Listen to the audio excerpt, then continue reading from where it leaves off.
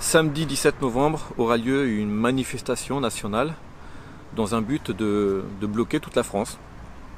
Initialement prévue pour contester la hausse des prix du carburant, l'objectif actuel de ce mouvement est de paralyser l'économie et ainsi d'envoyer un message fort à la caste gouvernante. Solidarité avec la CGT! Solidarité avec la CGT! Pour protester, il n'y a pas que le carburant qui a augmenté, tout a augmenté. Pour y parvenir, il est préconisé de n'effectuer aucun achat ce jour-là et de sortir dans la rue avec un gilet jaune pour bloquer les ronds-points, les grands axes ou autres. Qu'est-ce que tu me racontes là? Alors, bon, ok, ce ne sera pas suffisant, bien que ce soit déjà ça. En tout cas, je suis plutôt content que cette hausse du carburant en réveille quelques-uns qui commencent aussi à gueuler. Mais je me réjouis que ce soit les Français qui se saisissent de ce scandale. Ah mais si c'est pour faire le stock de bouffe la veille, ça sert à rien. Puis bloquer la route au mec qui a rien demandé ou qui a une urgence, c'est pas cool. Moi ça... Espèce de hippie de merde! Petit blanc, là, sale bourge! Ça nous divisera plutôt que de nous unir. Bloquer l'Elysée, le Sénat ou le Parlement par exemple, ça aurait plus de gueule.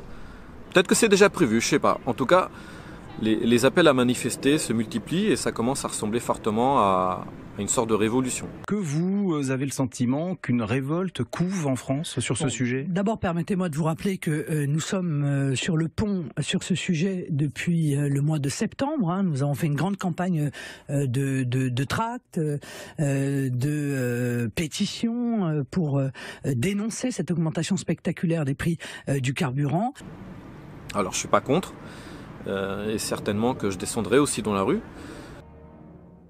Il faut nous joindre à lui, Gandalf. Il faut nous rallier à Sauron. Ce serait plus sage, mon ami. Dites-moi, ami, quand Saruman le sage a-t-il abandonné la raison pour la folie? Mais ça changera rien au problème si ça s'arrête là. Ils ont tout anticipé en face, ce sont pas que des branquignoles. C'est pas en changeant son mode de vie pendant une journée que ça changera quelque chose. Si vous voulez payer moins, commencez par agir dès maintenant, et ceci sur le long terme. Pourquoi attendre? Pourquoi attendre? Il y a plein d'actions simples à mener au quotidien, comme résilier les assurances superflues, arrêter de chier dans l'eau potable chère et rare, vider ses comptes bancaires, consommer local naturel et éviter les produits industriels et transformés, boycotter les marques dont les actes sociaux, économiques ou écologiques sont inadmissibles. Des hippies! Il y en a partout! Ils veulent sauver la terre, mais ils font que fumer des joints hippies! Au secours! Privilégier les semences paysannes, soutenir les lieux autogérés, échanger des services entre voisins, cacher les radars à place Égypte pour faire du fric, refuser d'effectuer des tâches contraires à son éthique, arrêter ses abonnements télé, taguer les panneaux de pub, ne pas acheter les derniers objets à la mode, boycotter les soldes et les fêtes commerciales comme Noël qui approchent, nourrir les SDF, se syndiquer, s'intéresser aux crypto-monnaies, désobéir bordel.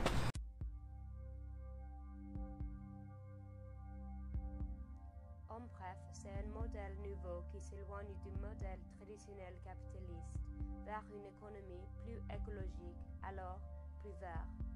Un modèle environnemental qui transforme la façon dont nous produisons et nous consommons les produits ou les services dans notre marché. Ce modèle met l'accent sur les énergies renouvelables, tandis que nous diminuons au plus favorable, nous éliminons la dépendance aux combustibles fossiles. Économiquement, c'est un promet qui permet la croissance durant que moins de ressources de la biosphère sont utilisées dans le processus, c'est-à-dire la continuation d'un agrandissement rentable, tout en savant l'environnement.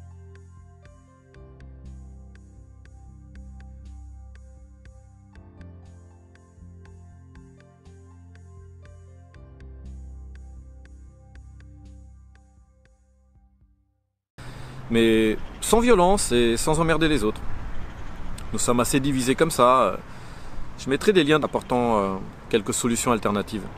C'est pas en bloquant des ronds-points et en décalant la date de vos courses que ça changera quelque chose. J'ai vu des faux culs, mais vous êtes une synthèse. Comptez les faux casseurs qui en profiteront certainement pour tous aborder afin de jouer le jeu des médias et de faire marcher les assurances.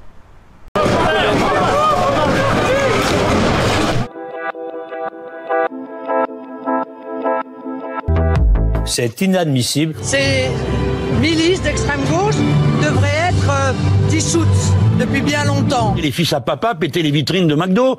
Non mais vous plaisantez.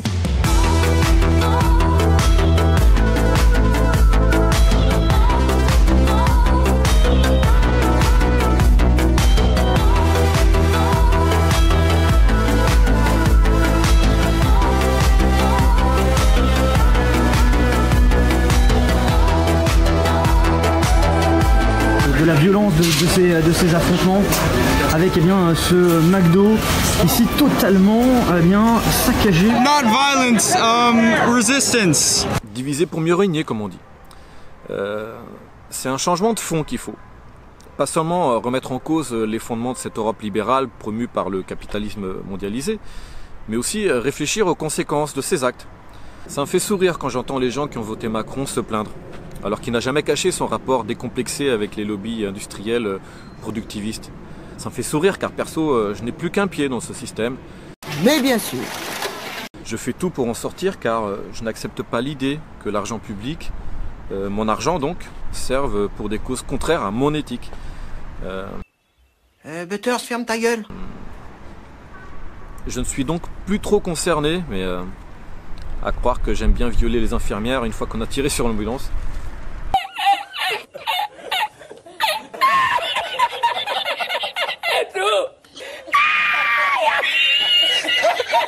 La démocratie a été détournée de son sens initial, alors je pense qu'il est grand temps de se sortir les doigts du cul avant que ça cicatrise. Et la journée du 17 novembre peut être un bon départ. Manifester c'est bien, mais seulement si ça va de pair avec un changement cohérent, profond, et avec la solidarité des forces de l'ordre.